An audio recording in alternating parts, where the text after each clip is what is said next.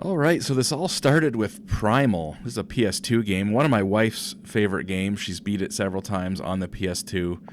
And then like a few years ago, she bought it on the PS4, beat it again on the PS4, and then just recently wanted to play it again now that we're on a PS5, and you can see it's a glitchy mess. And apparently this is an issue with several of the PS2 games that were emulated on the PS4, where they ran fine on the PS4, and now they're glitchy on the PS5, which is pretty sad because as far as I'm concerned, it's probably just like one simple setting that's not quite right in Sony's emulator.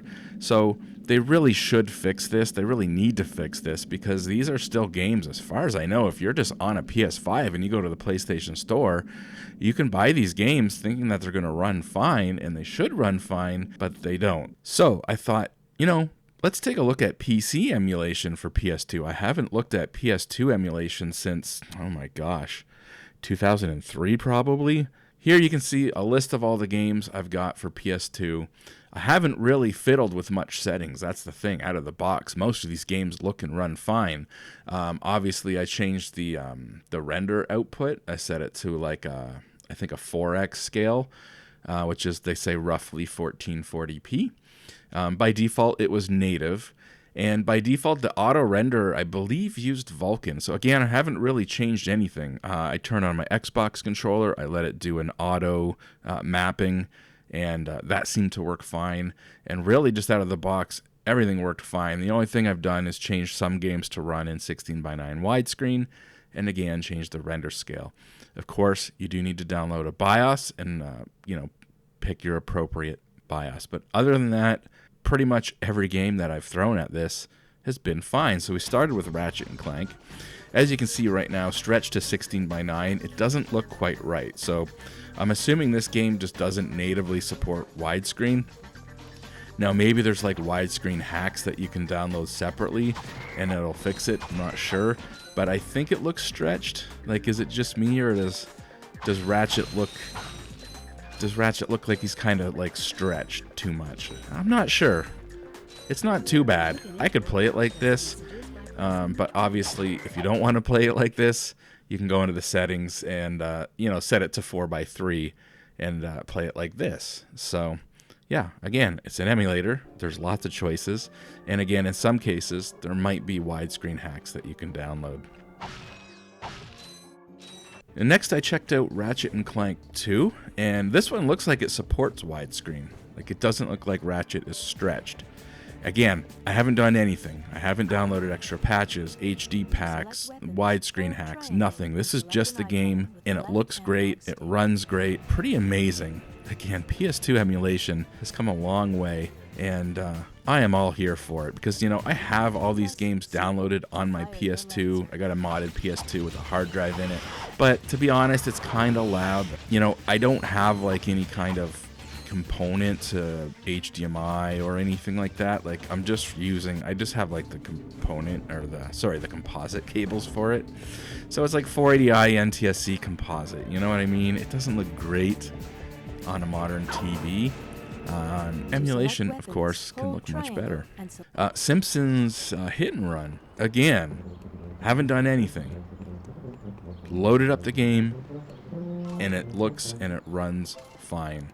A lot of these games, I'll be honest, when you first start playing it, there's a couple of little stutters, but they go away after you've been playing the game for like a minute or so.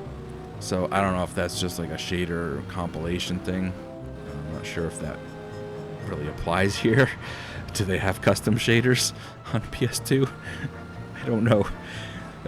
Yeah, but point is, I noticed that with a lot of games. I got a little bit of stutter at first, but it went away pretty quickly. Now, also, again, we're running at 1440p. I could always try turning that down, but Burnout, again, this game's a solid 60 frames per second, I believe, even on the PS2 back in the day. I remember it being a pretty smooth game, looking almost next gen at the time, the first time I saw this game. I was impressed, and here at 1440p, it looks pretty great. I mean, it could use some anti-aliasing, I think, but, can we really complain that this is a PS2 game and it looks this good? Primal. That's what we came here for. I totally forgot. And as you can see, it's running fine. Now, it doesn't have a widescreen patch, and it doesn't have a 60 frames per second patch, which are options, I believe, that we can download. There's even an HD texture pack for this one that you can download. And I'm guessing Sony did some of that, at least on the PS4 version, because I think it's running in widescreen and it doesn't look stretched, as it will here. And I think it's running at 60 frames per second, and I think this is running at 30, so not a direct comparison. And we do have those options. We do have those patches we would have to download, but it's not glitchy, so that's a win. Last but not least, I started actually playing a game, not just messing around and testing games. So I started playing this Silent Hill Origins, which is a game that I've never really played before. It came out originally for the PSP, so this was like the Silent Hill game, portable Silent Hill game for PSP. Came out in 2007, I believe, and then a year later, they ported it to the PS2. So 2008, this came out for the PS2, which is crazy when you remember that the PS3 came out in 2006.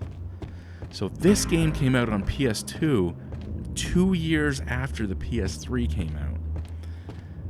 That said, it looks pretty good. And again, we're running it at 1440p. It has some quirks because I guess it was on PSP initially where you only had one analog stick. Sometimes the camera's a little wonky, and it kind of, right there, it kind of like turns you suddenly when the camera changes.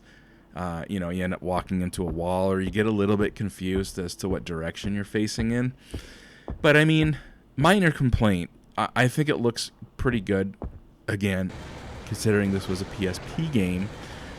And yeah, it's a short game. It's only like 4 hours long. So if you just want a quick Silent Hill game that you can get into, so far it seems pretty cool. You're playing as a truck driver, and the game starts off, you're driving your truck down the road, and you're getting tired, and then you see this girl in the middle of the road and causes you to get in a crash, and you follow the girl into Silent Hill. So it's very similar to like the first one, I guess, in that regard. But she leads you to this burning house, and you save this girl out of the house, out of the burning house, but she's all burnt. And then, of course, that leads you to the hospital because you get into Silent Hill, and you're like, where's this girl? I want to see if she's okay. She'll be at you check the map of Silent Hill, and you're like, there's a hospital. She'll be at the hospital. So it leads you to the hospital right away for a Silent Hill game. But, a lot of my issues with Silent Hill games is when you finally get to the hospital, and it's such a long part of the game. Like in Silent Hill 2, like you're in the hospital for probably 5 hours. And here, the whole game is only 4 hours long, so nothing's going to overstay its welcome. It's going to be a pretty short, experience, and I'm hoping it has like a variety of places that you get to go to. Yeah, so I don't know. This could be pretty cool. I'm going to definitely give this a try. And yeah, again, it looks and runs fine. Really, there's no graphical glitches in any of these games, and I haven't really had to tweak stuff. I don't have to go into settings for different games, although that said, actually with Silent Hill, now that I remember, all the other games I just loaded up, didn't change any settings. I just loaded it up, and the game loaded up, and it ran fine. Actually, with this game in particular, the first time I loaded it up, it literally came up on the screen and said, like, you have this one setting set to standard, but this game we recommend you set it to, I forget, advanced or something. It was like something about shaders being on standard versus advanced. But it literally came up and told me. So that's great. The one game where maybe I would have had some graphical issues, it came up and told me to change this setting. So, I mean, other than that, everything just ran and looked great, and no graphical, glitches. And so, classic case of, Hacker Boy in his basement basically doing a better job than Sony on their PS2 emulation.